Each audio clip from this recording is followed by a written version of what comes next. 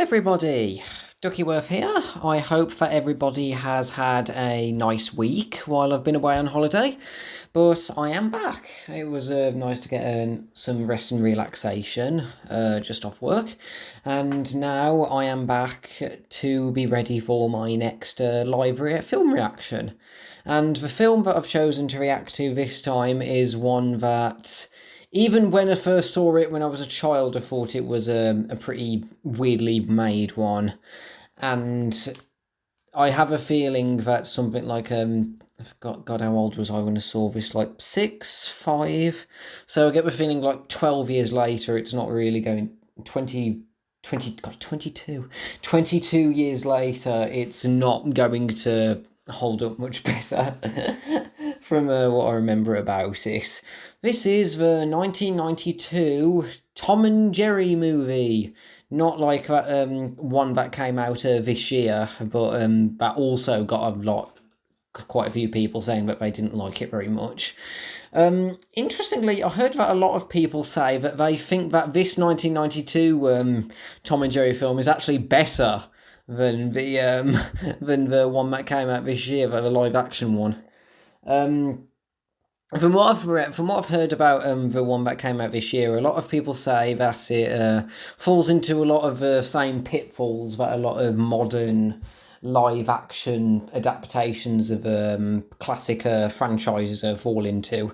Random plot points with characters, the human characters, not really meshing together well with the characters from the original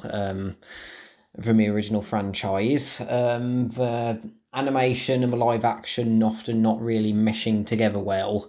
And with the Tom and Jerry film's case, the 2021 one, I heard that even though the animation on Tom and Jerry, even the cartoon animals themselves are all right, they don't mesh together very well with the live action, from what I heard. And the human characters aren't very interesting, and I heard it's supposed to be not very funny as well. This film, the 1992 one that I'm going to react to next, I remember my sister and I, when we were a lot younger, like when I was 5 or 6, we were just going through TV channels at one point, just trying to find something to watch. Somehow we came across a lot of the ones that I've got a very vague but bad memories of nowadays, like Metropolis Central Park. I remember we watched one bit of Pebble and the Penguin that way, but we never really finished watching it all the way through, and that's another one I hope to do a live reaction to at some point. A good film that I saw recently, and I enjoyed, that I saw a little snippet of when I was younger, was that 1989 BFG film, the one from Cosgrove Hall. That was a really good one, but usually it's just a case of we were bored, we were just at home, like on the weekends or something, just like and we were just going through like TV channels trying to find something to watch, and we somehow come across this rubbish. And the Tom and Jerry movie was an example of one of those films that even back then we didn't think it was that good. The things that I just remember the most from this one, I remember stuck out in my mind the most as children, when I was a child, was the song that Aunt Fig and Mr. Lickboot, God, his character names, that they sing. That's one thing that really, like when they're walking up the pile of money, that was one thing that I really remember really vividly. This strange thing about cats singing about enjoying to do really rude things, that was another one I remember. The bit with the ice cream cart that everybody knows, when Dr. Applecheek is walking towards the ice cream cart and looking like he's about to violate it. What a thing to put in. I mean, I know a lot of people joke about it, but I still can't believe they fit that in somehow. Yeah. Those are the things that stuck out. And somehow something about a cabin setting on fire. Those are the things that I remember the most about this film when we were younger. Surprisingly, not that much about Tom and Jerry in this Tom and Jerry film was memorable, but Now that I'm older and hopefully wiser, 22 years later, I shall have a watch of it again and see how I shall react to it. Will it be as crazy as the Titanic, The Legend Goes On? Will it be as bad as The Wild and or as insane as Rockadoodle? And I can already tell it's not going to be as bad as a Sausage Party when I see it. When it comes to how I'm going to watch Tom and Jerry the movie, I came across this playlist on YouTube which has all of the film up. That's going to be good because it means I won't have any problems with syncing up my reactions to the film itself when I come to watch it. So I can just provide the link here for everyone. Yeah, so we've got everything up here for Tom and Jerry the movie, and I'm just going to record it in halves as usual. Okay, so I'm ready to start my reaction to Tom and Jerry the movie, the 1992 one. Oh, okay. Just before I start, when it comes to Tom and Jerry itself, I mean, who doesn't know Tom and Jerry? I watched it obviously when I was much younger. I used to watch it more and more often, but so I do occasionally still look up like clips of it online. On YouTube because it always does get a laugh out of me watching it. And I just remember when it was younger, it was one thing that I often watched just on the weekends. It was really good and really funny. I think the one that stuck in my mind the most, the episode of Tom and Jerry that stuck in my mind the most was the one when Tom is offered $1 million as long as he doesn't harm any animal, even a mouse. And Jerry finds that even a mouse loophole, and then he starts abusing the he starts taking advantage of Tom with it, and Tom just gets more and more livid. And then just at the end, he begins. He realizes it isn't worth it, and then he just begins pummeling Jerry. And then he goes, "Boy, I'm losing $1 million. But I'm happy!" And then he just begins pummeling Jerry. That's the one that I remember. And the one when he starts trying to hit on this one cat, and out of nowhere he has this voice. He puts on this voice, "My darling, I love you. It is a roaring flame, and not just a little spark." I can't do an impression of that, but that was another thing that really cracked me up. And that bit when he goes into Spike's kennel trying to get Jerry, and he goes, "Whoa!" And then Spike comes out and lets Jerry out, and then he goes back in with, "Whoa!" That's one thing that always cracked me up when I was younger. The reason I bring this up is because it's just one thing in the film that is a little bit strange to me, not just from the way that it comes about in the story, but considering everything Tom and Jerry have been through, it feels a bit strange that they mention it. I'll let you know just when it comes up, just in my live reaction. Okay, so I got the playlist for Tom and Jerry the movie. Hopefully there won't be any advert breaks in here. If there are, I'll just say advert when I'm editing this and just try hopefully cut it out. So, okay, here we go, everyone. Starting my live reaction to Tom and Jerry the movie. 3, 2, 1, play.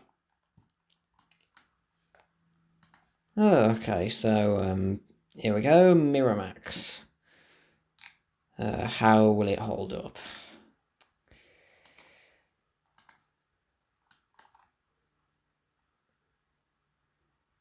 Yes, okay, I get it. A Miramax Films release. You don't need to say it. We just... Oh. Okay. This music doesn't... Oh, here they are, Tom and Jerry, like, chasing each other. The music is... One thing that I think is good in this film... the animation and the musical score, those are things that I remember enjoying. Richard Kind as Tom, that's Bing Bong from Inside Out. Oh. Tony J, Michael Bay, Tony J. He's another, the late Tony J. That's always a classic. I love his voice, Tony J's. And Charlotte Ray is on Fig. Oh God.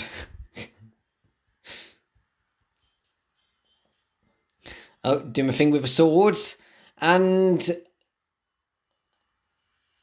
oh yeah, he gets cut up like bologna, when in the original it was like it was grey when it gets cut up, but now you see his guts. Well, not his guts literally, but I mean it's very clearly blood. It just feels a bit odd.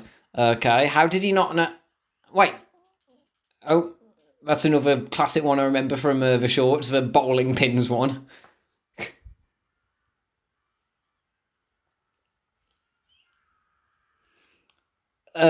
Yeah. Sorry, Richard Kind. A lot of people said that they thought that it sounded a bit out of place, like that voice coming out of Tom. But Tom and Jerry, the voices in this, it's like they're not the worst choices for the voice cast that they could do, but it just comes into another problem with the film, I think. Okay, pattern mic movers.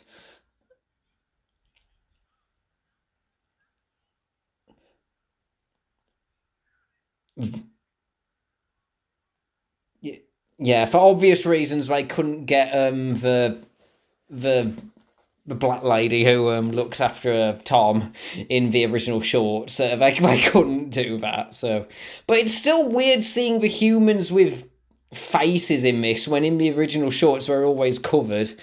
They're all out of view. Okay, so the car's leaving and Tom's rushing to get in. Now, from what I can remember, this is a bit strange considering the fact that they call for him to leave, but I'll just bring it up when it comes. But yeah, it's like the character animation on Tom and Jerry. This animation is really good. It's fluid.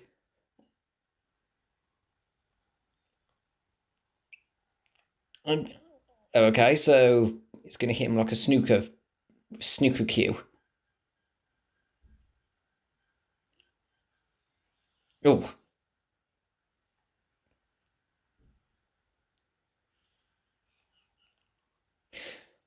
Now, one thing that I do like the idea of in this film is Tom and Jerry learning to work together to overcome a common enemy. That's one thing, and it has happened a few times in the shorts. Like there was that one cat that was replaced Tom, and he turned out to be even worse than even more of a threat, or at least a nuisance to them.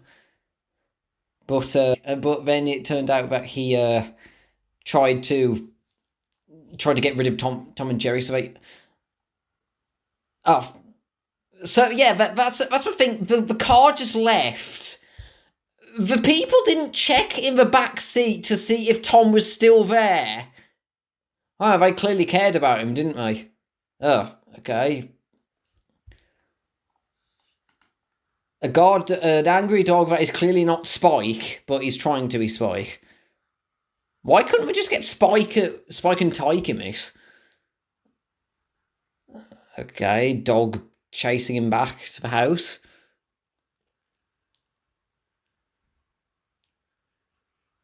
Wait, how did the door get locked?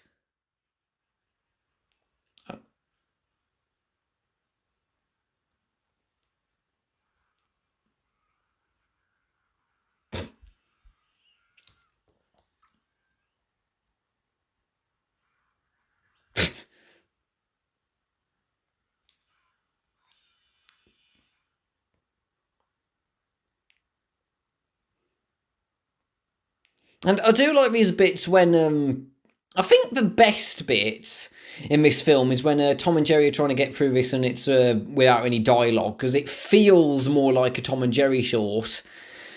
The thing I wanted to talk about, I think I'll just mention it now. I think there's a bit later where Tom and Jerry are surprised that each other that they can talk.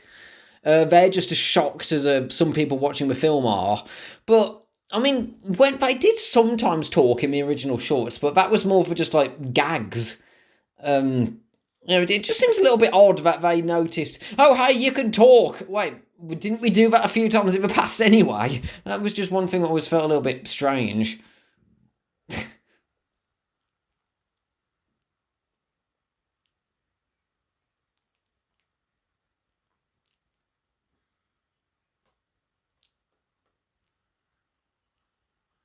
Oh, and here comes the demolition crew to break down the house.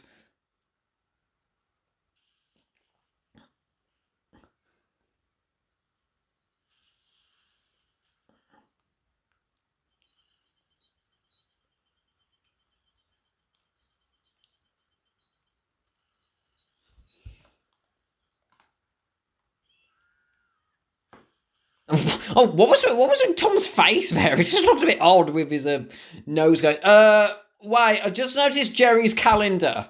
Is that Toffee in drag? That calendar looked like Toffee in drag. Um, and that's a bit strange. That Jerry is looking at a gender swapped Toffee in his pin-up calendar there. Uh, oh, oh yeah, because at this bit, despite their rivalry, Tom saves Jerry from the demolition crew here. Yeah, it's not a bad idea for a film, but then later on it just begins to fall. It falls apart like this house. This is an analogy for a metaphor for the film. Tom and Jerry are in their house, all cozy and with their familiar franchise, and then it all gets demolished and falls apart, and then they try to wander about trying to find their place, and they get lost in some other story somewhere.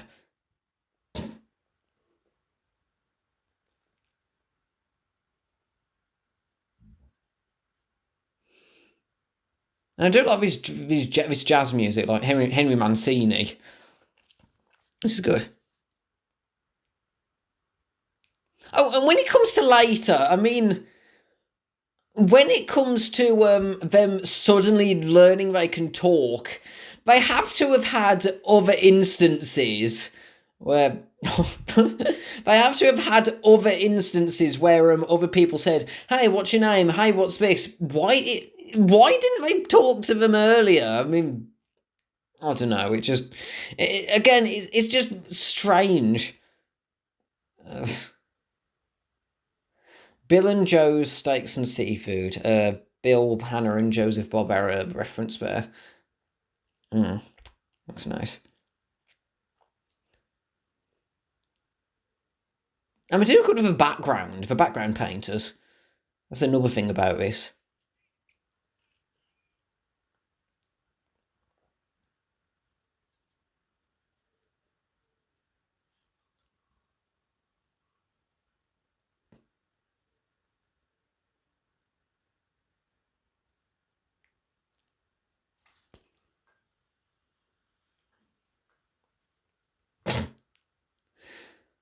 And it's like the earlier bits of the film is also where they have the physical comedy that Tom and Jerry classically known for, but then it just gets dropped. I don't know why they decided to do this. It feels like they got multiple scripts, they meshed them together, and then they just decided to slap Tom and Jerry on top of it. I don't know either. I don't know why either.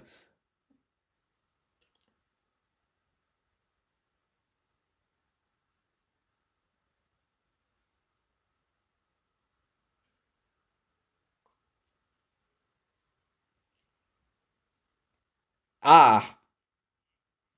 Oh no, and here's where the film begins to go downhill. How? It's what he's always been doing.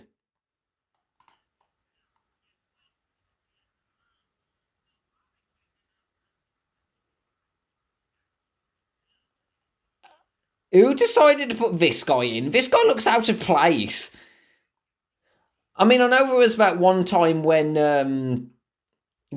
Tom wore a zoot suit in the shorts, but still, they look out. Frankie and Pugsy look out of place. All the other characters are missed besides Tom and Jerry look out of place.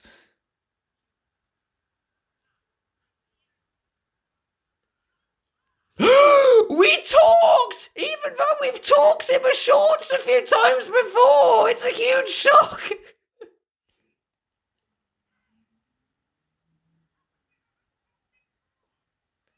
You did! You two did, though! If I remember correctly, yeah.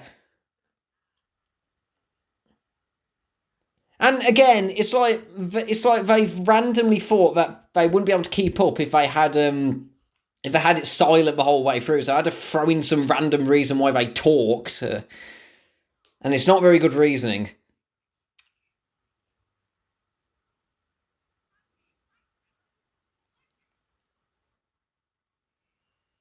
Oh no, here we go.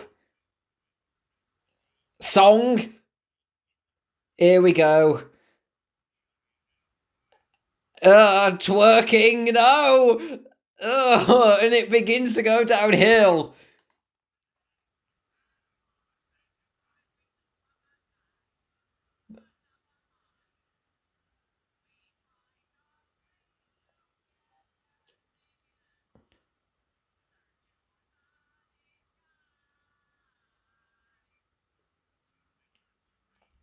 I thought that was Tom and Jerry trying to leave for a second.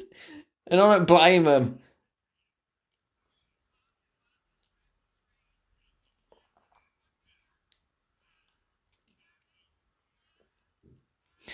God, this dancing animation is wasted on this. This is really fluid. Like the dancing animation on Pugsy and Frankie here. Yes, okay, we get it. You're friends till the end. You're birds of a feather. You're bread and butter. Yes, okay, we get it. Move on.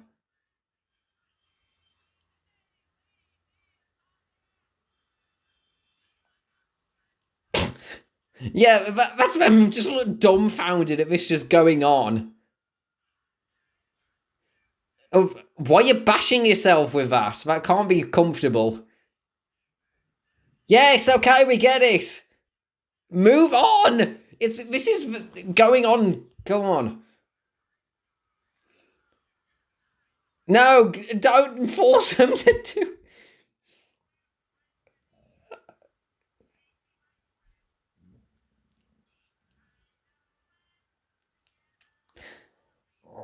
And the thing is, Richard Kind and Dana Hill, they're not bad singers.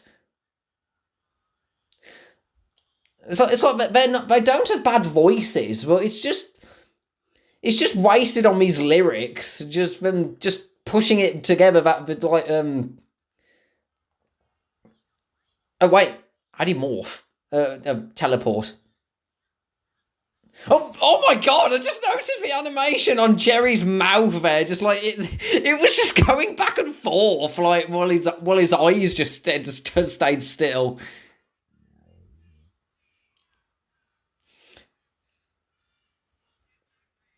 Yes, okay. It's like the voices and the instrumentals aren't bad, but it's just the lyrics need work. It's like it's just reiterating the same things over and over and over and over again.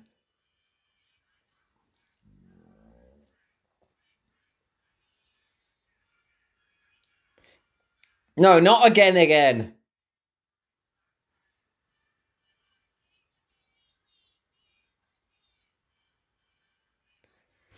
He's a daily dividend.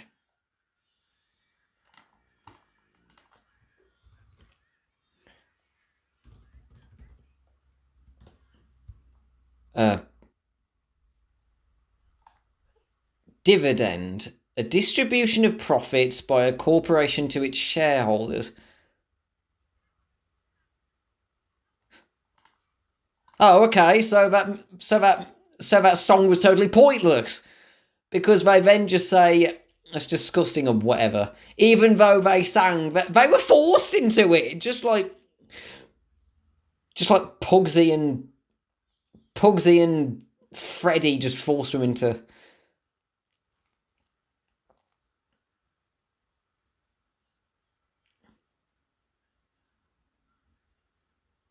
You could lift that pot up earlier! So why are you jumping about like that? Why are you just pushing it about? Oh, yeah, him. What's he up to?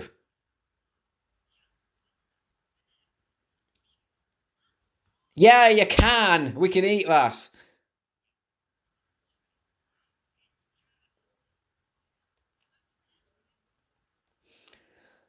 This this guy looks a bit like the bug from Shimbo Nally, you know, I think about it.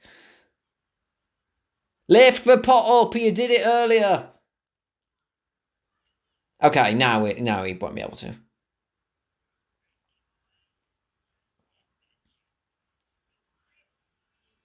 Good.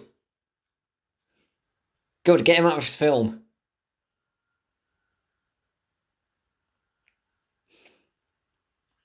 He was kidnapped by box troll exterminators. Or strike catchers.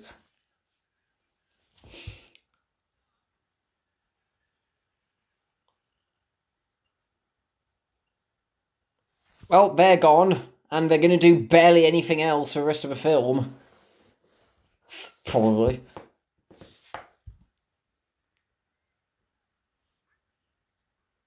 Yeah, what? Why is it green? Why is that tuna green? Oh, okay.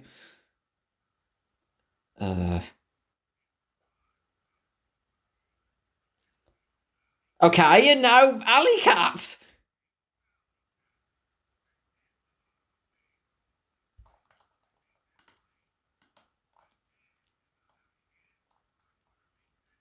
Why is... And they look out of place as well. What's the echo? Was it echoing? Oh, good, another terrible song with good instrumentals but being ruined by bad lyrics. And who are you? And why do the cats look like Tigger? With the big bottom chins will look like Tigger. Spice and deceit.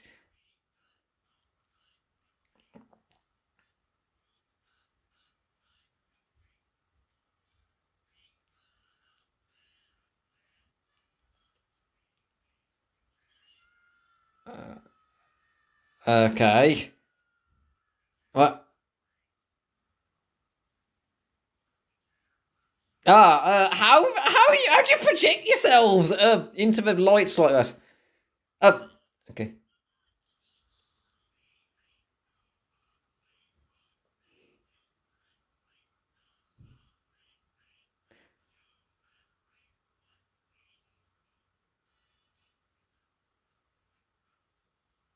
Oh, nice. What's up, kill guts? What was that? I'm at the sign there. It just said kill guts something.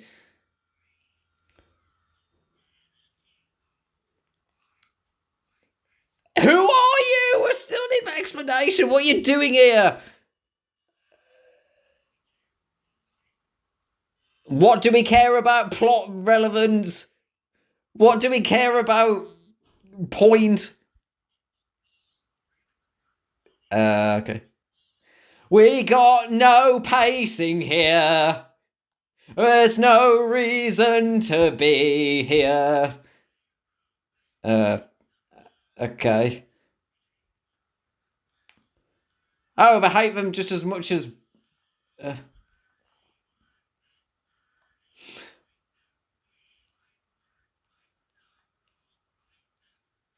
We like dirt and not Rolls Royces.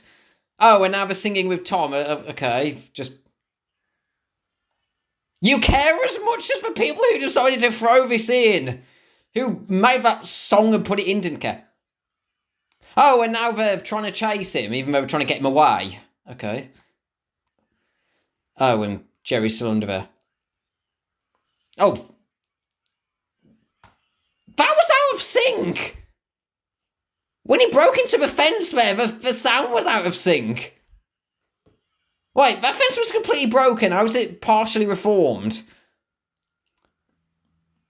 Okay, now they've got oh, okay, well they're gone. Their 2 minutes that they contributed to the film really added a whole lot. They really had a point. Right on the levels of those stupid German dung beetles from the wild. Except they're alley cats who decide to sing a song about how pointless they are. Oh, okay. You could have cut those bits out. And now that I think about it, you could have cut Pugsy out as well, then nothing would change. And now they've got a shadow that looks like that the guy from Arlo and the Alligator Boy. Oh God, I can't remember. Ansel. The shadow looks a bit like him. Oh, okay. It's this girl. Oh yeah, Robin. And this is further when it begins to go further and further and further away from Tom and Jerry and into some other film that doesn't have anything to do with them. Oh, and a random tin. But okay. Yeah, kick him can.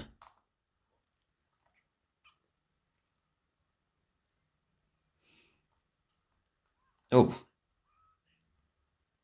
Walk into it! Just from a bag. Just push you through the bag. Yeah. And humans can understand. The humans in this can understand Tom and Jerry, so it just adds to the questions. Why haven't they talked to anyone before?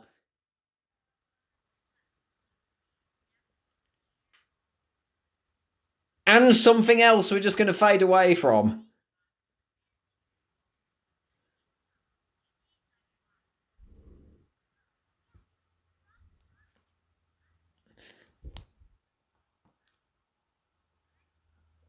And I'm going to take over this movie.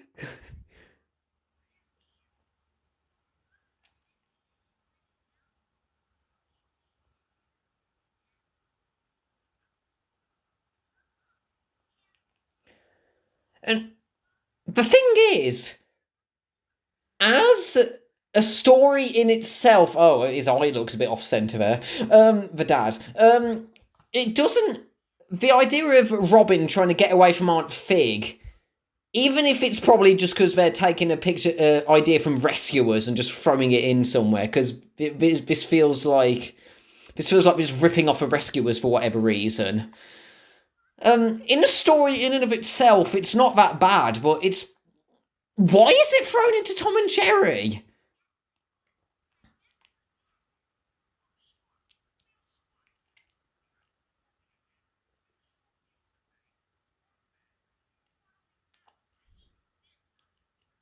And just tie a bit into them looking for a home. Why don't you go to the police?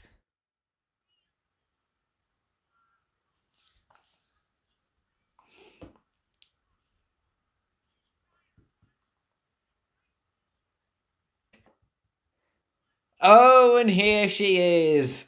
What you would get if Ursula from A Little Mermaid and Madame Medusa from The Rescuers got mixed together in a blender. That's Aunt Fig. I mean, just look at the design.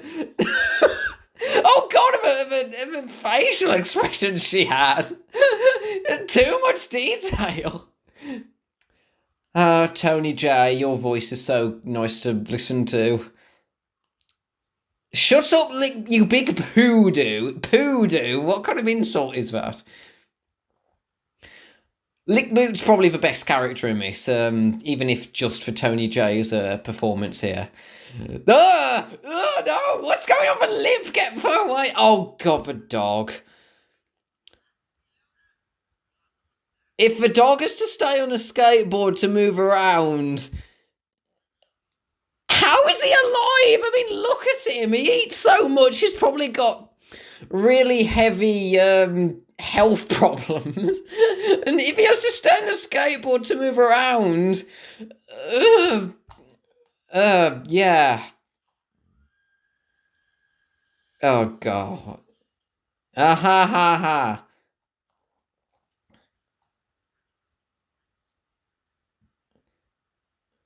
Oh, okay, a boob's bouncing there. Yeah, it's like, aren't Fig and Lickboot are clearly like rip-offs of like they feel like, okay, maybe not rip-offs, but they feel like wannabe versions of Medusa and more competent Mr. Snoops. Mm-mm. Ah, yes. We've got to have money. And then it breaks into this song that I remember the most for some reason from as a child. Just their song.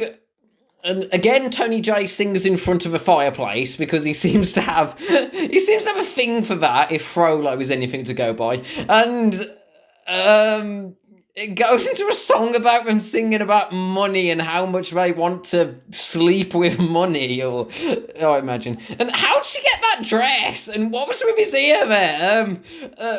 Okay, bags moving. Okay, the alcohol kicked in. Why are the bags walk? Jewelry and okay, no, fix running with present. Face. What is this song near? Tom and Jerry. Okay. Okay, but dancing animation is good. What? Why is the dog dancing with a skate? Okay. His mouth! Okay, now she's cosplaying as a Viking singer. Did she commit suicide? Tries to commit suicide, but lands in a bed. What are these visuals? Okay, this is the bit I remember the most from when I was younger. You spend it so well, you're the best in the biz. Her mouth didn't even move. And she's chicken legs, judging by how orange they are. And okay, now she's gonna try and kill herself again by jumping off her. And okay, now the dog's dead because she landed on him.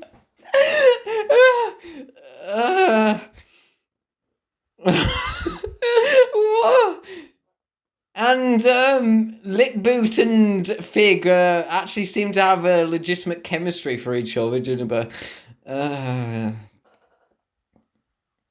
uh. Okay, that just happened. That song. Oh, okay. How did that guy come across her?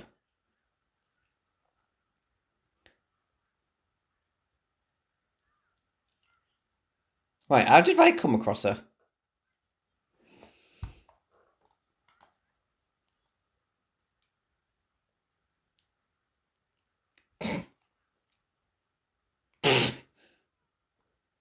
Okay, that's Richard Kind. You're trying your hardest. Oh God! What's expression? That animation on Fig. It's like how overly fluid and detailed her expressions are.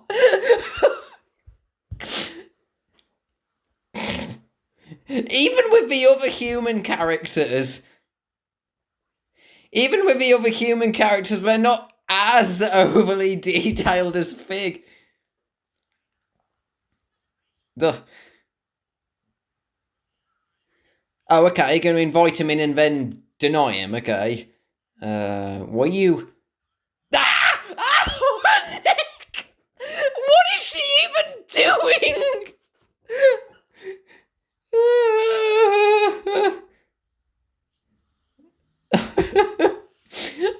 Oh, Fig, this lady. Uh,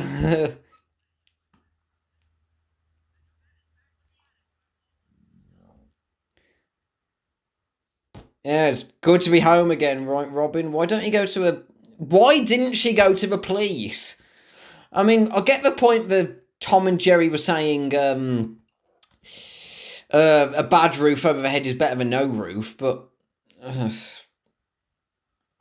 Or did Child Protective Services not exist? Food.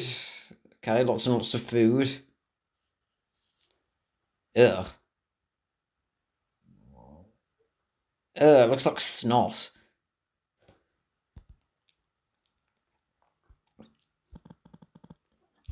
And if I remember correctly, this next bit coming up, oh, okay.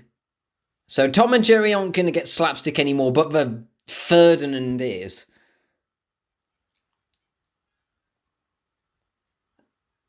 And once again, this bit doesn't have dialogue for some reason. So this is the bit that feels a bit more like a Tom and Jerry short, but oh, what's the expression? Okay, some of the expressions are good. Like Jerry's expression there when she was here comes the dog again to like this concept's good. Like Tom and Jerry fighting each other while also fighting off a villain who for some reason is acting like a bull. Okay. Yeah, this little kitchen segment here is a bit that feels a bit more like a Tom and Jerry short, but it's the dog getting the slapstick.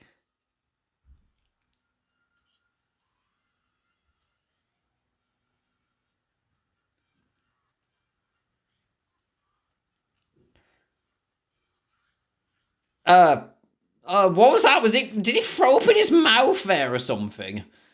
What was that? Well, no doubt with how much his dog eats. I'm surprised he hasn't had. I'm surprised he doesn't need like an insulin top ups every so often.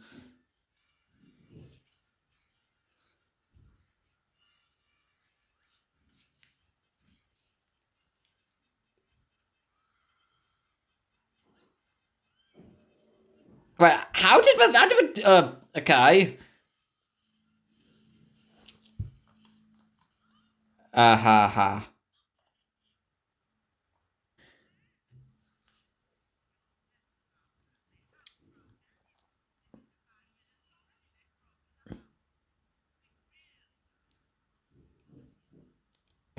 Her head was getting squashed there.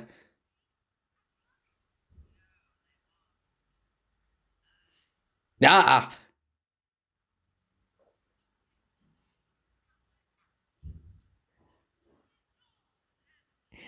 And he also has a love for ice cream carts, apparently.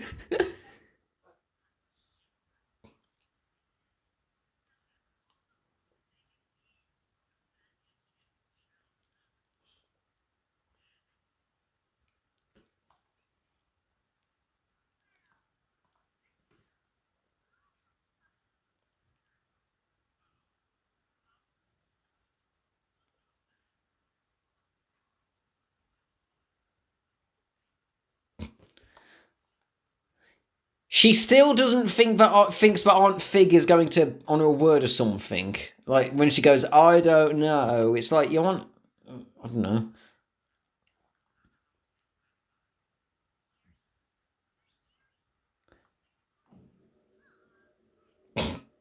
Okay, that was funny. Wait, how did I not notice Jerry sneaking off?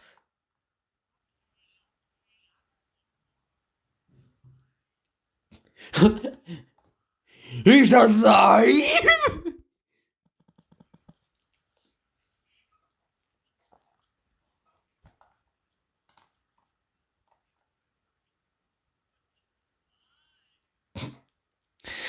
And Lick Boot actually looks a bit like a younger Tony Jay.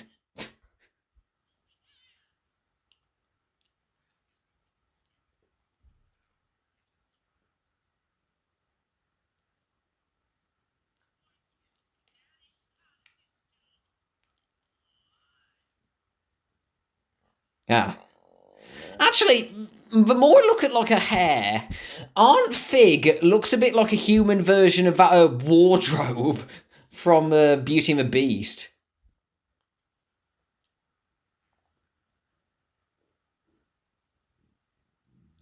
and she shall smite the wicked and plunge them into the fiery pit. Yeah, why doesn't Lickboot just sing in front of a fireplace and get his army of like hooded monk guys to take Robin away?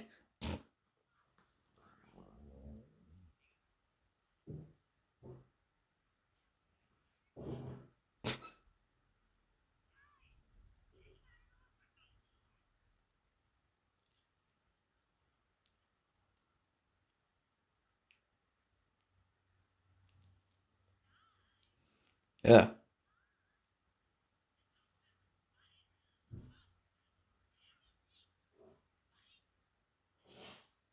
Yeah, that was nails.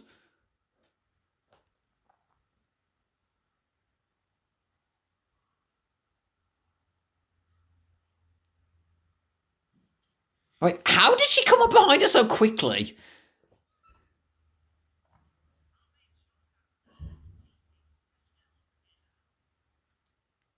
Oh no, too close! Ah! Oh, facial expression.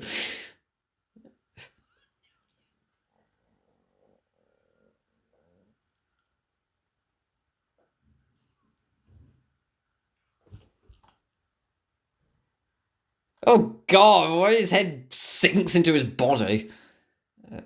Okay, now birds. That looked like the opening of a We're Back a Dinosaur story. Oh yeah, this looks inviting. Squirrel. Uh, okay. Uh, uh,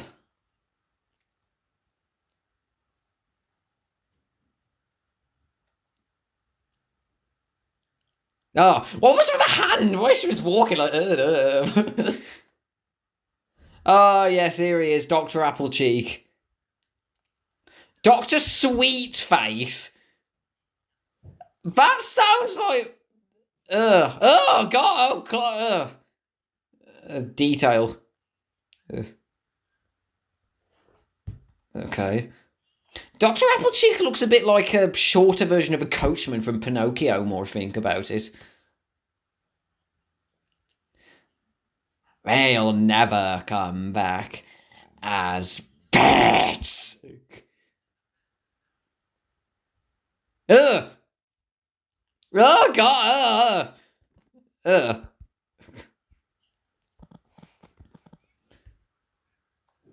Oh, God. Or another terrible live-action film. Okay, I think what's the time? I'm just gonna see here. I'm about halfway through the film. I'm just about to. The bits here is just going to start up another song here. The God's Little Creatures one, but I am about halfway through the film now, so I think I'm going to take a bit of a break for now. But yeah, isn't this film just great? I mean, it's nowhere near the worst film I've seen, and it's not. It's more weirdly executed than bad. I mean, it is bad, but I mean, so far. But the thing is, it's like the story beats that they have. They sound all right on their own, but they're throwing them all together in a blender, and for some reason, they're slapping Tom and Jerry on it, and yeah, it doesn't fit. I mean, it was all right. It started off all right at the start, but then it just devolved into madness and aren't fig expressions and Dr. Sweetface Applecheek. Dr. Sweetface. That sounds like a name that's trying too hard to come across as trustworthy. If you see a guy called Dr. Sweetface, you may as well name him Bad Guy McObvious, because that's not a very. You're trying way to. It's too cute. It's too cutesy sounding to not be suspicious. It's like a certain cozy glow, or you may as well name that Bad Guy McObvious. Just another example of one which was too hard to come across as trustworthy. And another thing when it comes to when it comes to Aunt Fig, it's like, okay, um, it's like all the details on my facial expressions. It's like just too much expression there, too much detail there. But yeah, this is going to be fun, and I'm not even halfway through the film yet. Um, it's like when you take away when you take away the bits that are supposed to be Tom and Jerry, it seems like it's just not having a lot of to do with Tom and Jerry. You could take any characters and shove them into this film, like the Flintstones or any of the Looney Tunes, and it wouldn't change the film at all. It's not. There's nothing really Tom and Jerry about this Tom and Jerry film. But yeah, I think I'm going to take a bit of a break here for now. Okay, I am back to start the next part of my live reaction to a Tom and Jerry the movie 1992, and the part that we're just starting on now is the start of Dr. Sweetface Applecheeks' song. Dr. Sweetface. I mean, there's names that you can trust. There's names that are obviously evil, and then there's names that are so clearly trying to be trustworthy that they just come across as obviously evil. And this is where Dr. Sweetface Applecheeks comes in. It's like he's trying too hard to come across as trustworthy, even though they mentioned earlier, like the dog catcher said, let the doctor take care of like Pugsy or Frankie or Freddy or whatever the pointless flea's name is or whatever. But okay, I'm going to start clicking play again, and I'm going to try to edit out any breaks that the videos are loading on YouTube again. Here we go, part 2. 3, 2, 1, play. Oh, he's got himself a nice pad here. It's plushy. Ugh. And the funny thing about Dr. Applecheeks is that as a villain, it's like he's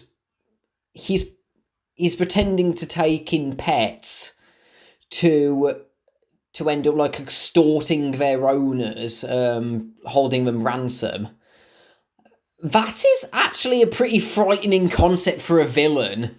It's like he makes himself look like a trustworthy and sweet guy who cares for animals, but he's really just using them to gain money.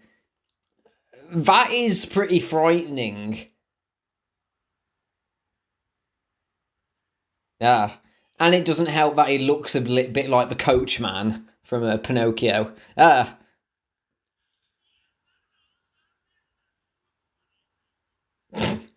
Animals are business, a money-making business. Isn't that what a business is supposed to do? Make money.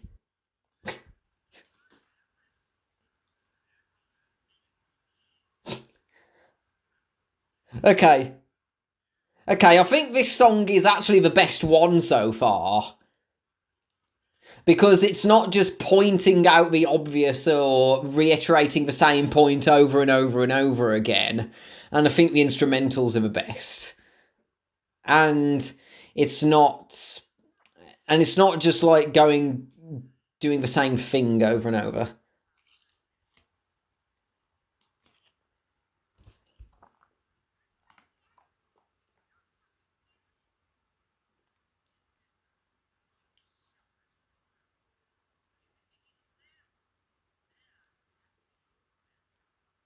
Ugh. Oh yeah, they're happy.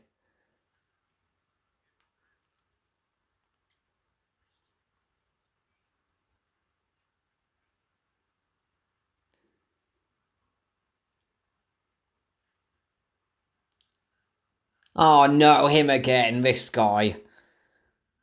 The guy who set the film off the rails down into the gutter. You're not perfect at all. Selfish git. Self-absorbed git.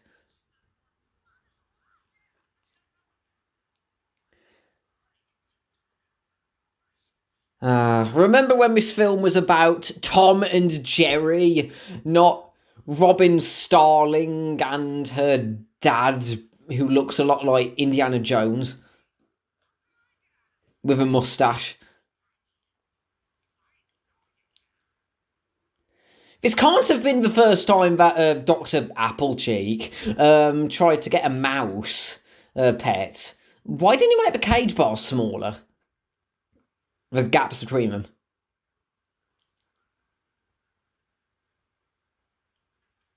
Oh, lucky shot.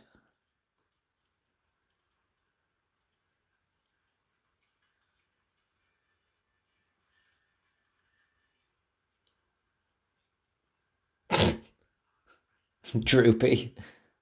A droopy cameo. Droopy just standing on top of him there.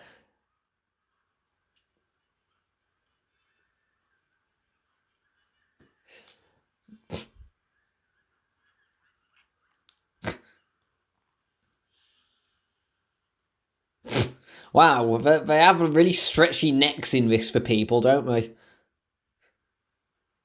I like the design of that dog there. That one looks a bit like a grey version of Dogmatics from Asterix and Obelix. Uh, okay. Wait, how did you...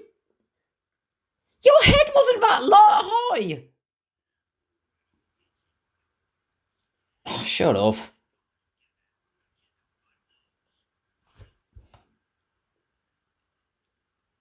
What was it about running? Okay.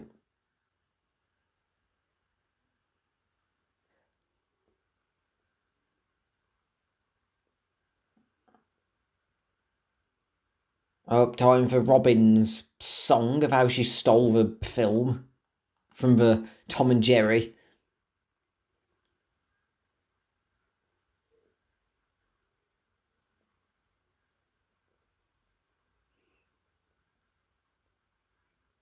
Count the stars, multiply by 10.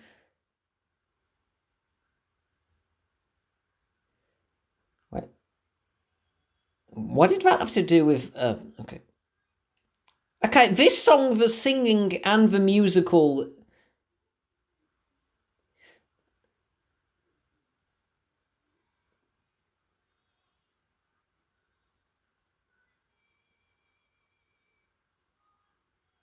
Oh, okay, that's where the stars came in. Still, it's a bit weirdly worded. Again, and the singing and the instrumentals, again, they're nice. And this song does sound a bit pretty.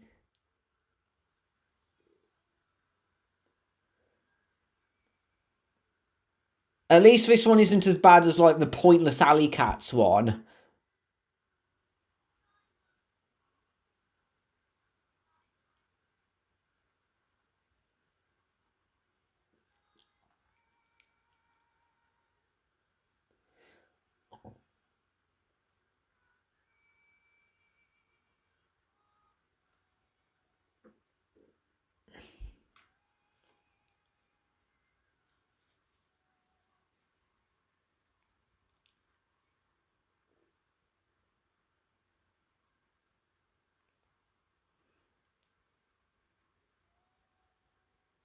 Okay, that one was definitely one of the better ones. And again, it's not going on for way too long, and the lyrics aren't too repetitive. Oh, wait, how did he get up there? Oh, cat, I don't know.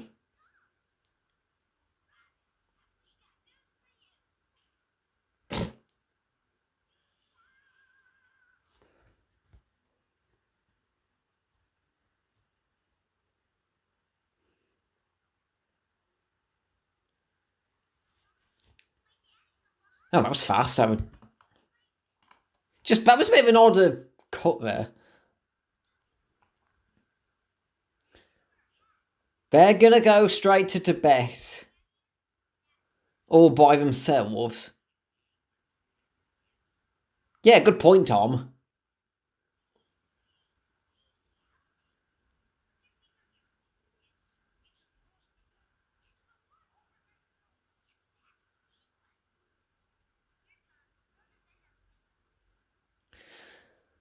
Again, why don't you call the police? I'm sure you can go to them and say that your aunt is abusing you. Unless it's a case of you've been to the police so many times and Aunt Fig managed to cover up what she's been doing so many times that the police don't believe you anymore. Or any other type of I'm sure he could do something rather than just run straight to okay, that was stupid. I would do anything else. Oh god. Yeah.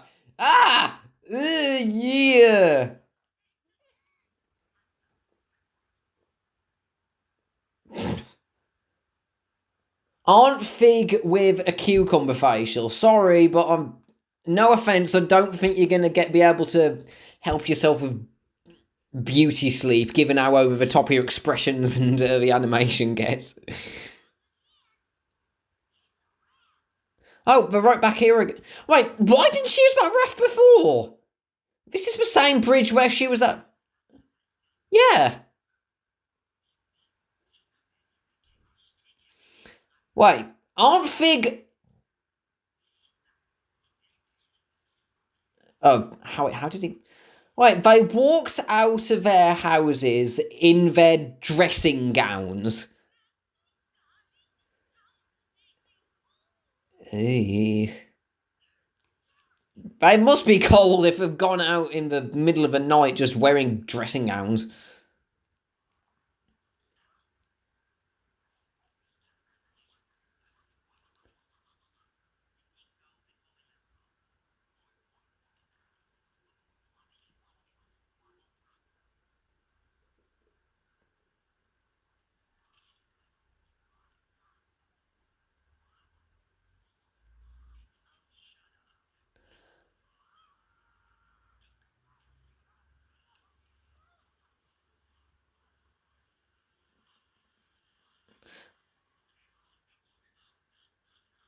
Uh, uh.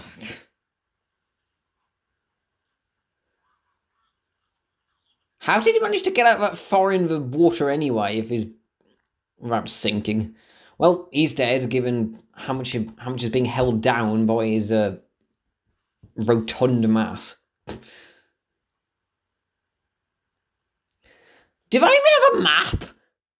How do they know which way Tibet is?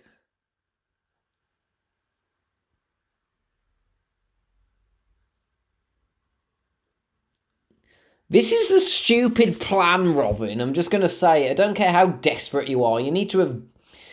You should have researched the way better. The way towards Tibet.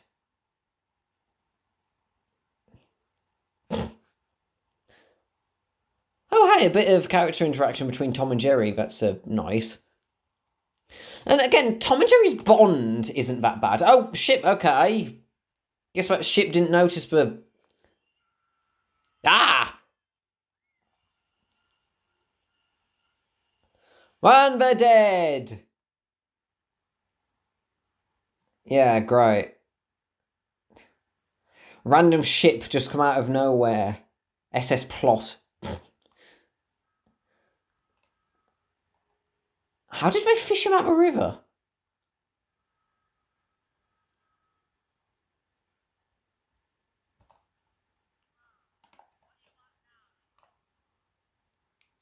Ugh.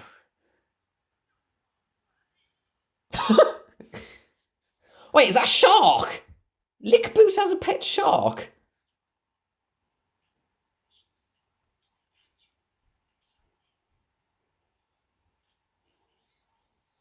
Ugh.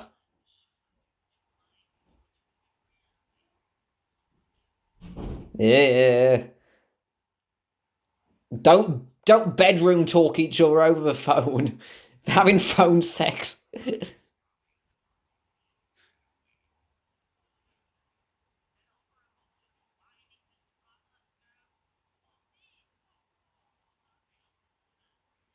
Yeah.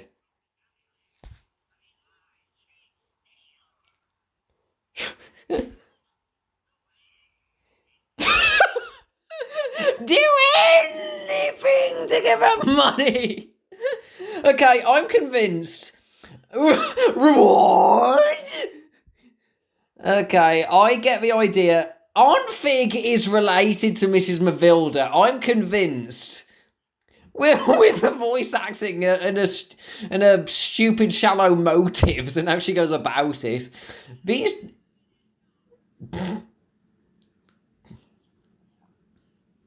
Yeah. Uh.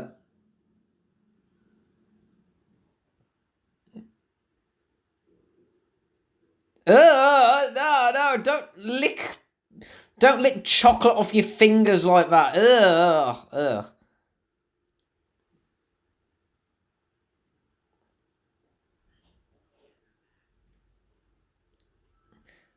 Do people put faces on milk cartons anymore of people who are lost? I don't know. Wait, how'd she lose a coat? She had a coat and hat on earlier. How'd she lose it?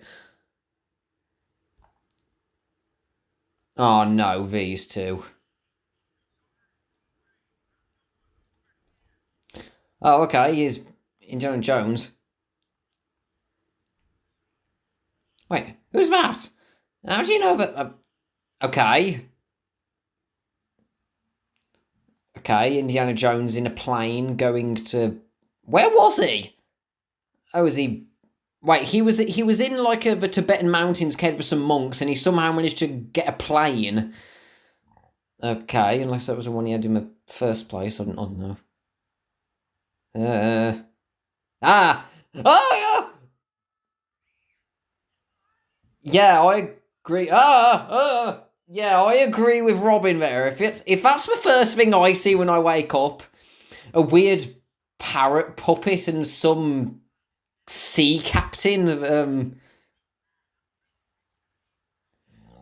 Yeah, I'd scream like her as well. That's not the first thing I want to see when I wake up. Days.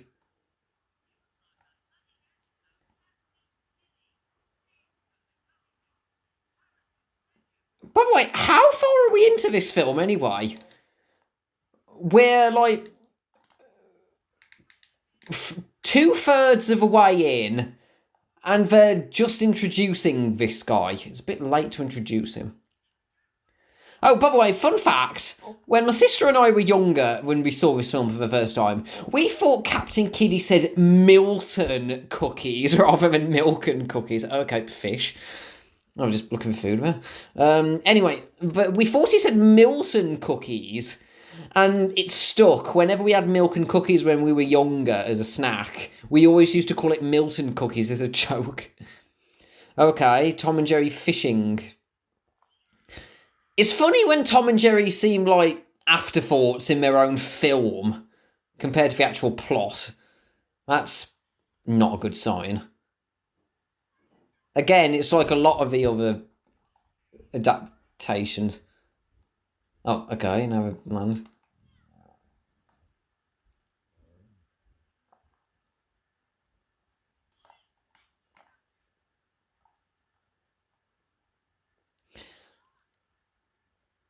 So her locket fell off there, but again, where's a coat and hat gone?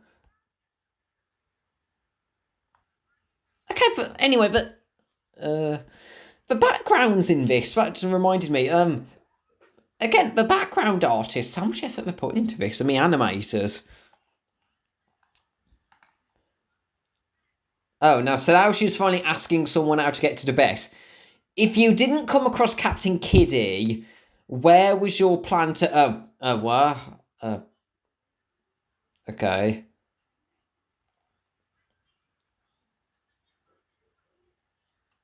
Song. Anyway, if Robin didn't find someone here, like Captain Kiddie and Squawk, how was she planning to find Tibet?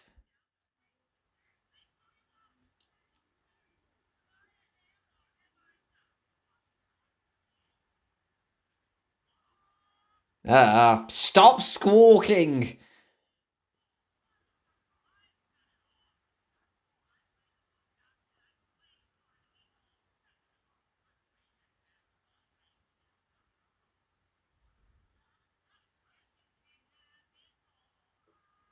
Yes, okay, you're a great.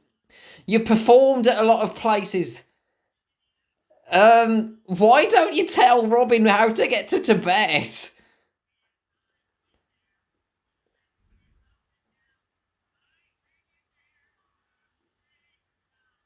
This is another song that goes on a bit over and over, with the same points over and over again.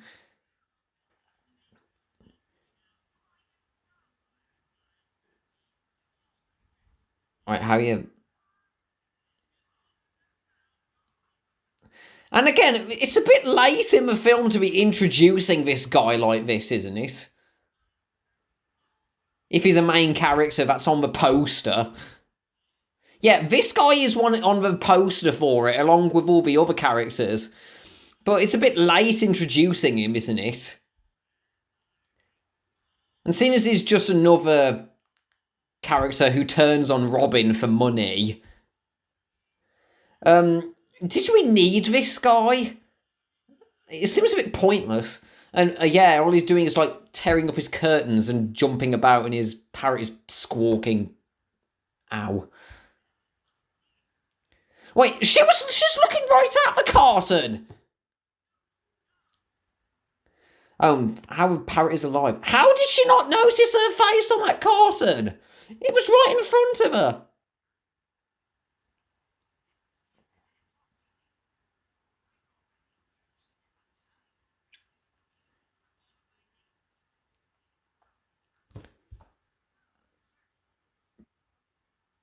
Captain Kiddie's Water Carnival. That's a nice carnival he's got there.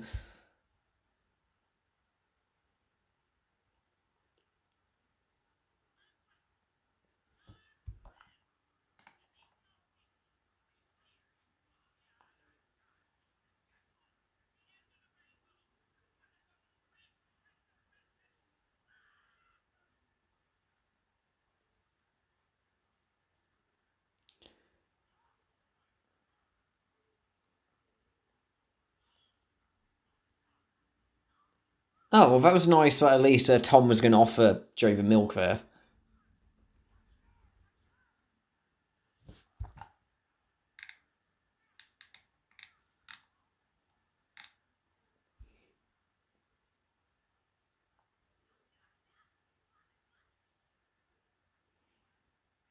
How does that lead to him?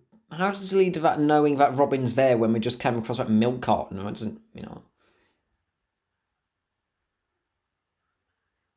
Oh, well, at least Captain Kiddie, to his defence, he knows that he doesn't know Fig's true nature, so he just thinks that Aunt Fig is going to take care of Robin. Why does she have a horseshoe earring?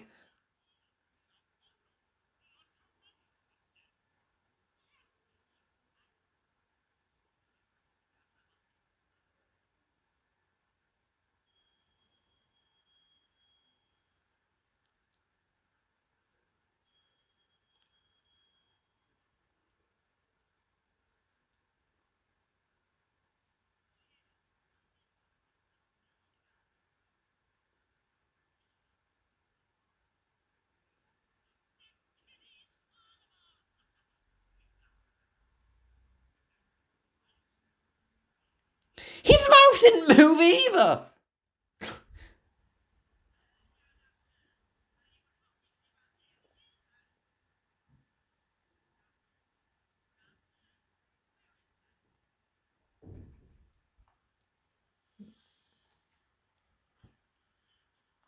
Oh, wow. Oh, okay.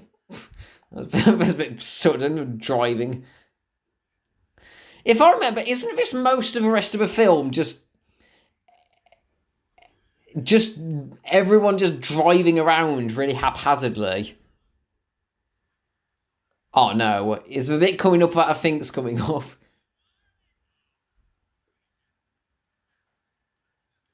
What's in it for the Mexican wrestlers?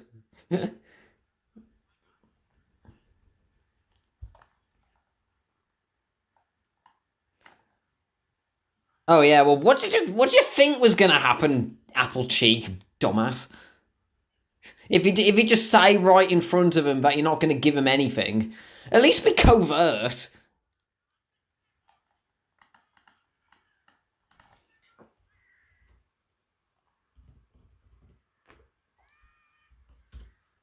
Ah, okay. Oh. Oh God. Yeah. Don't call guys. Oh, God. No, no, no. Right. Sweet heart or sweet face or whatever his first name is. Yeah, sweet face X ice cream cart cocoon. Best ship ever.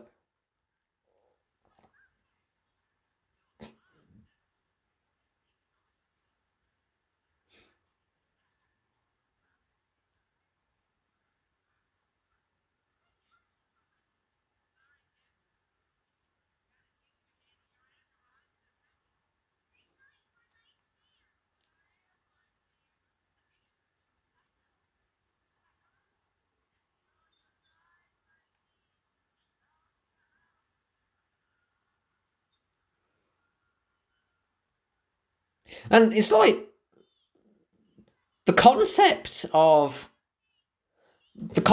every single adult she comes across being money oriented. Oh no, my balloon! Wow, you didn't kill that very well, did you? No, my balloon! Okay.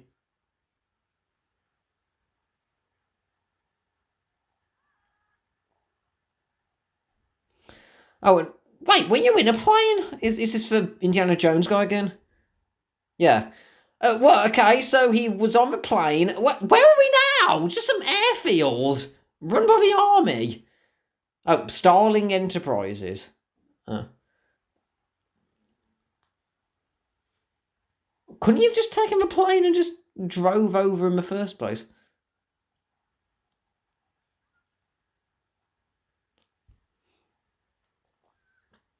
Anyway, like every single adult in this, it presents themselves as trustworthy but aren't. That's a pretty scary concept.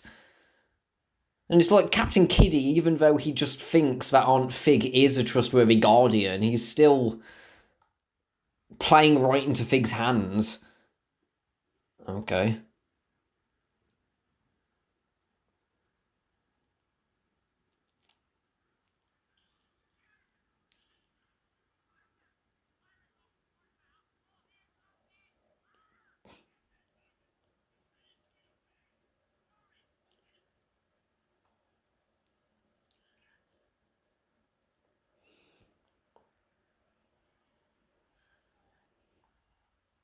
Wait, that car door opened a bit oddly.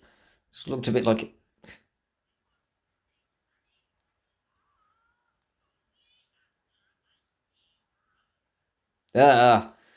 She gained a few more wrinkles there. Ugh.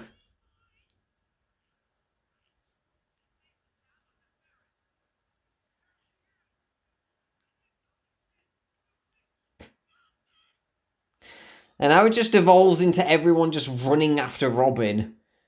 It gets a bit hectic this third act. I can't look at Ferris wheels in animation without thinking of one of SpongeBob, where oh wow, oh wow, that was lucky. Wait, you were just gonna jump at Robin like that? What were you trying to squash her?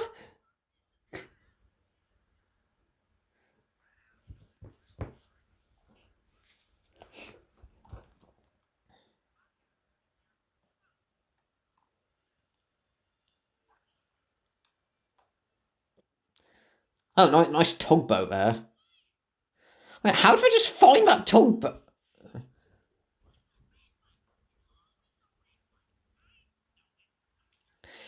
He did push it.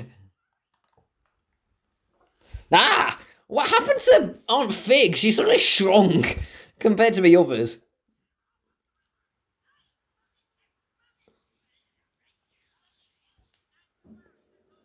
Ah! What happened with that animation there? It's like it just jumped back and forth between Captain Kiddie poking Squawk.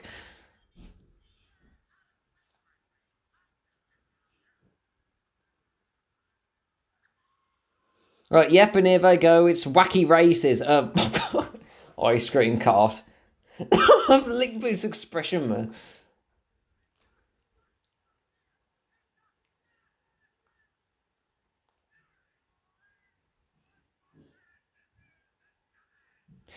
Well, they're dead. They're gonna starve forever now that they're caught on the top of a Ferris wheel with no one knowing where to find them. Wow, look at those backgrounds, though. Backgrounds look nice.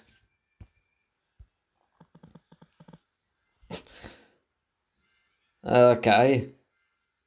Yes, okay. Boat race. Ice cream cart. Uh,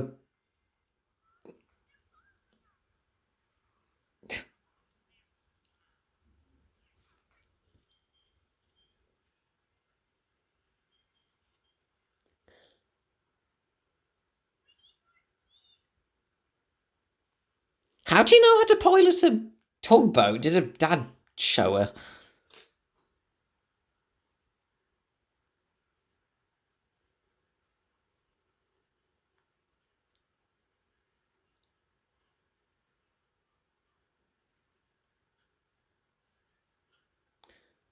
Oh.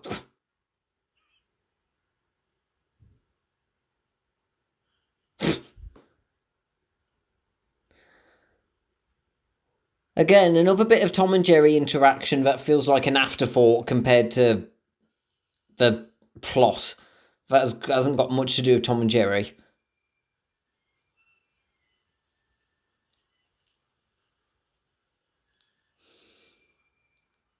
This bit feels like it's pretty slow, pacing wise. I just remember when I was younger, this bit seemed to go on forever.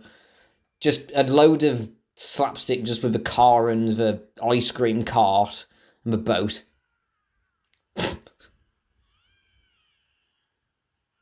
And now they're crashing into. Okay. Now they're crashing into a farm. Just a random farm that was there somewhere. And okay, pigs. Um. Okay.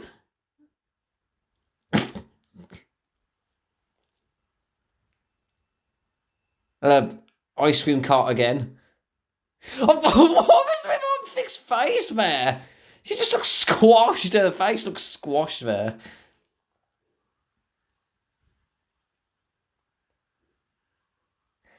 How is that dog not dead with everything that's happened to him? Oh well, yeah, you're in an ice cream cart. How can you expect to outmatch them in speed? Oh, and they get defeated by, and they get wow, and Robin, Tom, and Jerry didn't notice. Wait, that boat grew in size a bit. Yeah, look at it. It's grow. Everything's growing in size. Like the proportions are going off. Okay, now destruction of a bridge. Okay, can we get to the point?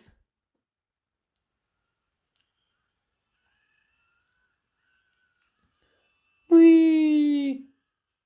And Applecheeks drowns, and now the captain's on a.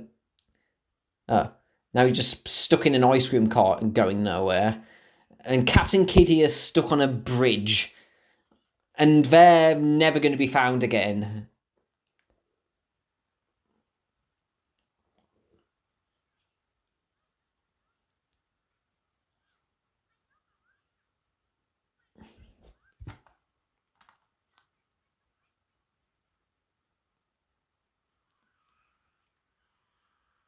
Okay, now back to these three.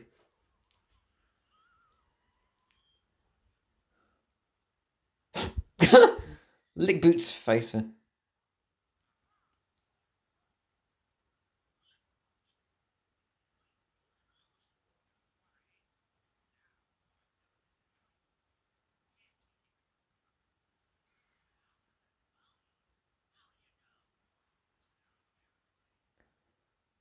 Wait, they signposted it? Robin's Nest?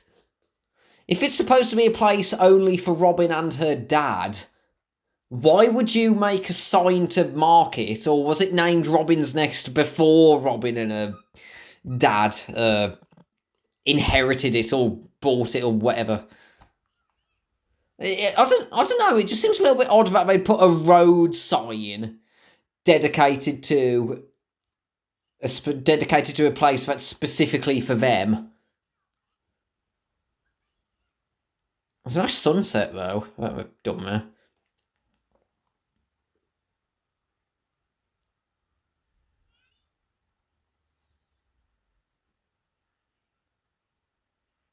Yeah. Oh, okay.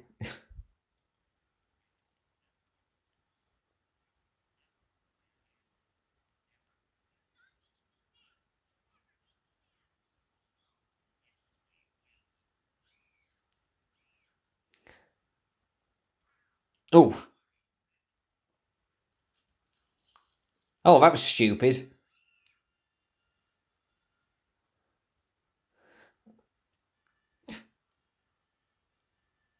Oh God, you fools! Ah, well, that's interesting to see that Lick Boot, actually, unlike Fig, actually has standards there. Like when he doesn't want to, when he actually cares for Robin's well-being, and then says "but the girl" and tries to beg for her to get out. Yeah, how'd you come get past those, Fig, you idiot? Wow, that's not a very good keychain there.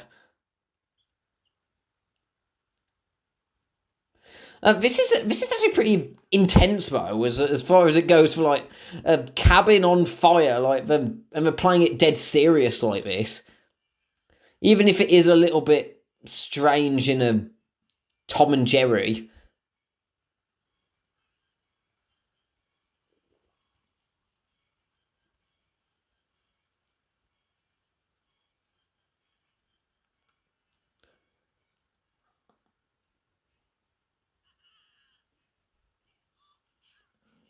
Oh wait, so they could just break open the door like that?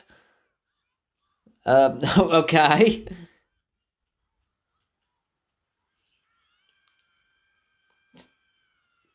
Oh, and they just land in the.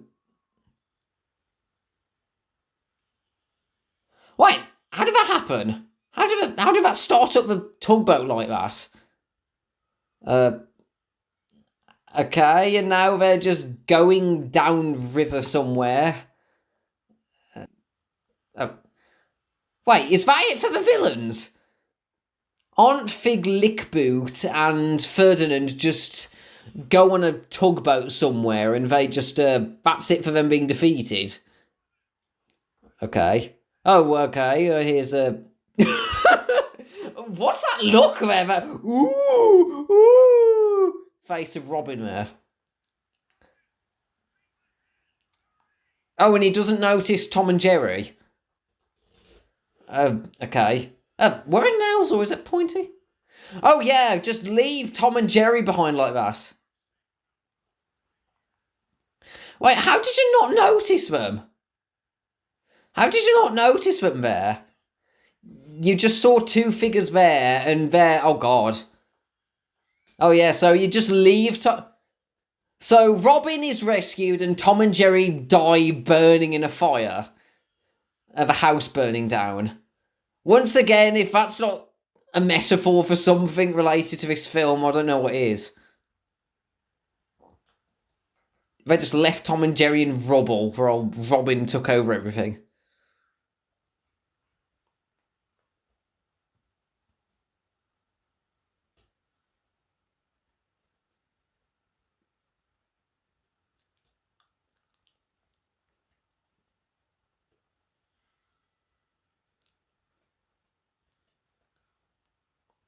Considering how much Tom and Jerry have beaten each other up and like got electrocuted and everything, I think a house fire would be something they could be able to survive.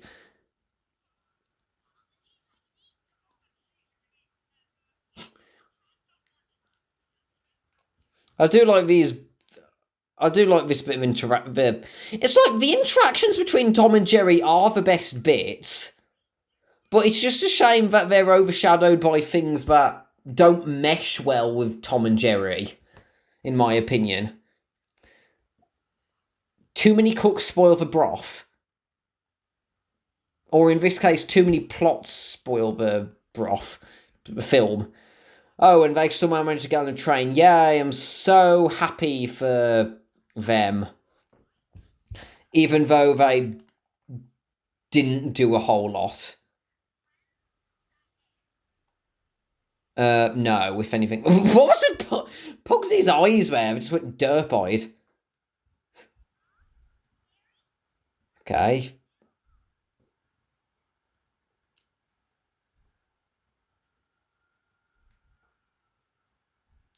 It's like all the plot points in this, it feels like they could have worked on their own, but Tom and Jerry thrown together into this like rescuers-esque plot don't fit. Okay. Oh, Tom goes back to his old tricks.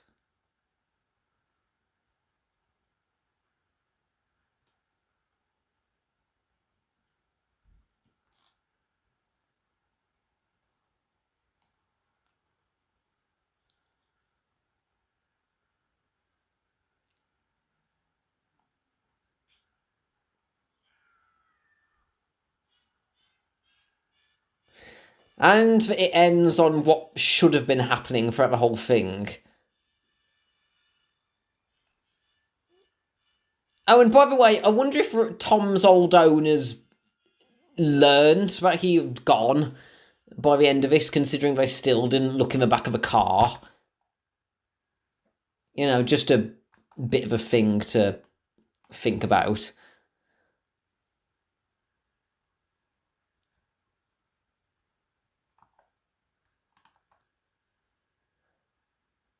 Rip Taylor as Captain Kiddie. That name sounds familiar. Michael Bell.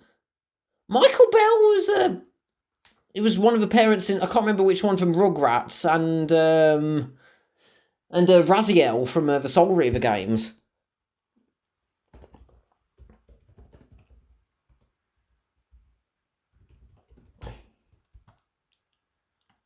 Drew, Chaz, Boris, and Spike.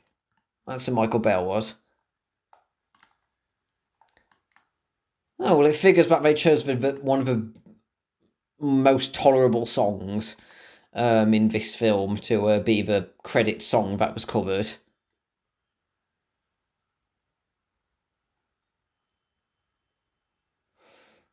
Okay, so that was Tom and Jerry 1992.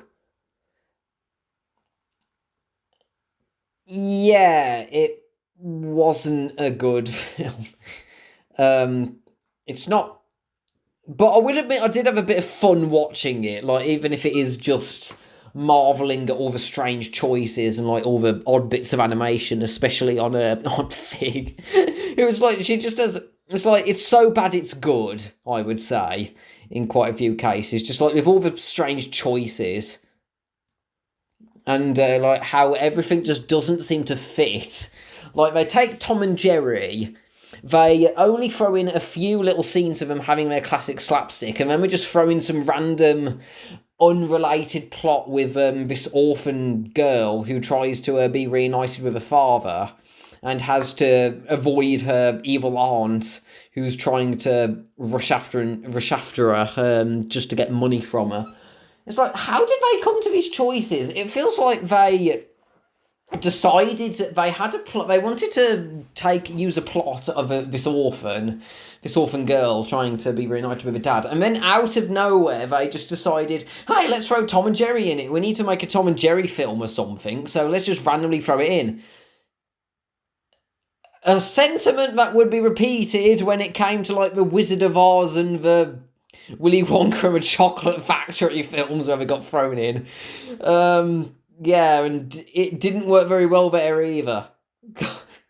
That's what it feels like. But yeah, I did at least laugh a fair bit when it came to some of the moments in this. It's like, especially with the animation on Aunt Fig, it's like she just does so many over-the-top movements, and Charlotte Rae is putting a lot of energy into the performance as her, and it's just like, she's just this really comfortable expression. It's like, what the hell is she even doing? Like, when she stretches her neck, and she just, like, jumps off piles of money, and then just, apparently just, throws herself about all the time.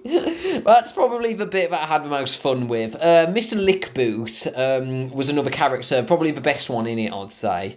But if only just for Tony Jay's performance, who's gives a good performance for. I think Tony Jay was one of those actors who gave a good performance in everything, and it's like he brings a lot of his charisma to this role as well. Richard Kind and Dana Hill, they were good choices for voices for Tom and Jerry. God rest, may Dana Hill rest in peace. Because I heard this was her last film role. Which rest in peace. But yeah, Richard Kind, Bing Bong and Malt, and I think he did the best. He was one of the best actors in it. It's like, even though he doesn't sound the same as Tom's classic screams, he's still putting a lot of effort into what he has and the emotions that he gets across. I think he's one of the ones that does the best with his lines from what he has. Even if Tom and Jerry feel like an afterthought in this, ultimately. The bits that were just focusing mainly on them, I think, were some of the best parts in the film, I'd say. Robin and everyone else, it just feels like if they were just on their own, it would make for a good film. But the biggest problem, and where the film falls apart, it's called Tom and Jerry, but it doesn't feel like a Tom and Jerry film. It just feels like some random... It feels directionless. That's I think the best way I can describe it.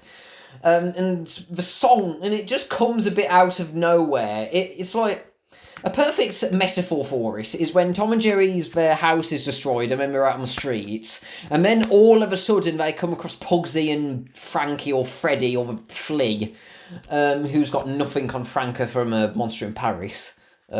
He's a much nicer much better Flea character. Who, by the way, they're really forgettable. I don't really care that much about them. And then just randomly it comes out of nowhere that they somehow learn that they can talk to each other, even though they do it a few times for jokes in the original shorts. And then it just goes downhill into them saying that they need to be friends to survive, and then it just devolves into random cat gang who, again, why were they thrown in? It's like they felt like they just needed to throw in something to fill in a runtime, and then they just came over some leftover animation of some scene that was thrown away on the cutting room, and then they just decided to just paste it in just randomly somewhere. Hey, we've got this song with alley cats that doesn't have any place anywhere, so let's just throw it in randomly before Robin. Doesn't add a whole lot? Answer, no, it didn't. The songs, the singers themselves and the instrumentals aren't that bad. They're good, especially in a few of them, like Dr. Applecheeks' song and Robin's song. And On Fig and Litboot's song is good, if just for the sheer what the hell is going on factor of it, just like with how crazy the visuals and all the movements and the bits with Aunt Fig throwing herself off piles of money that gets. But it's just like the others, it feels like they just repeat the same things. They're saying the same things over and over and over and over again. We're friends, we're friends, we're friends. We're a bad cat gang, we're a bad cat gang. What do we care about having a point in the narrative? And then another one is just like, And then it's just like a Captain Kiddie song that's just like, I've been everywhere with my pet parrot, squawk! And now I'm just gonna go over and over everything. Yes, we've been all over the world, let's eat up screen time. The songs just feel like they're just put in, and they just feel, it feels like it has potential, the ones that don't work. It's kind of like the film as a whole, it has potential, but it's throwing things in that don't mesh, and just trying to fill in runtime just to try to get it to an hour and 23 minutes. But it feels like it's focusing on the wrong stuff, the things that had the most potential to work, and everything else, it doesn't work. It just doesn't feel like it all flows properly. Yeah, that's how I would best describe the film. It's not a good one because it's too many ideas spoil the plot, I'd say. It's like it's got too much going on at once. Tom and Jerry are in the background of their own film. It's got this potential for a good film, but it's just not realised. And I think that's the best way to describe a film. But again, at least I had a little bit of fun watching it, if just for the sheer what the hell is going on. I at least had a bit of unintentional enjoyment and hilarity out of the strangeness that was going on, especially for Mrs. Mavil. I'm calling Aunt Fig Mrs. Mavilda's cousin. That's how I can best describe her. That's Aunt Fig. So yeah, not the worst thing I've ever seen. It's not good, but at least I had fun reacting to some of the craziness that was going on. Oh yeah, where was Spike and Tyke? Why did they have these random? It's like they had a load of other characters. It's like, where's Tuffy? Where's Spike and Tyke? Where's They could have redone Tom's old owner to make it less racist, less of a stereotype. But no, they're just throwing another random owners that he had, and then they just don't know. They never show up again. I don't know. It's just one of the other things that feels weird about this weird film. But yeah, that's the end of my live reaction to Tom and Jerry the movie 1992. So I'll have a look at the choices that I'm gonna go over for my next live reaction, and I'll let you know when I've decided what I'm going to watch next. So, I hope you enjoyed my live reaction, everybody, and talk to you all later. Take care, everyone, and bye.